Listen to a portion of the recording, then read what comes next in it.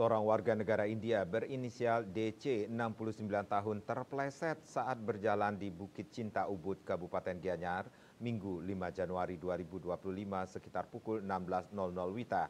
Akibat terpleset, korban diduga mengalami patah atau kesleo pada lengan sebelah kanan dan luka-luka sehingga mesti ditandu menuju mobil ambulans.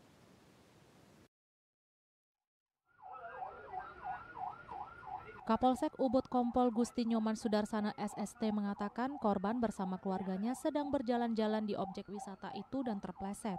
Melihat hal tersebut, suami korban segera menghubungi pihak hotel tempatnya menginap dan pihak hotel menghubungi Kenak Medika meminta bantuan medis dan Polsek Ubud.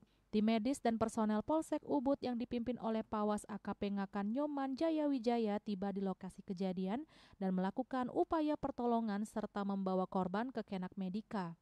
Kapolsek Ubud menyampaikan hasil pemeriksaan tim medis dan korban mengalami luka lecet ringan pada bagian tangan kanan. Terkait dengan nyeri pada tangan kanan masih akan dilakukan ronsen guna memastikan penyebabnya.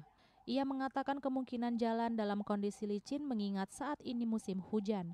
Saat ini korban sedang melakukan perawatan di Rumah Sakit Kenak Medika dalam kondisi sadar. Wirnaya Bali Pos melaporkan.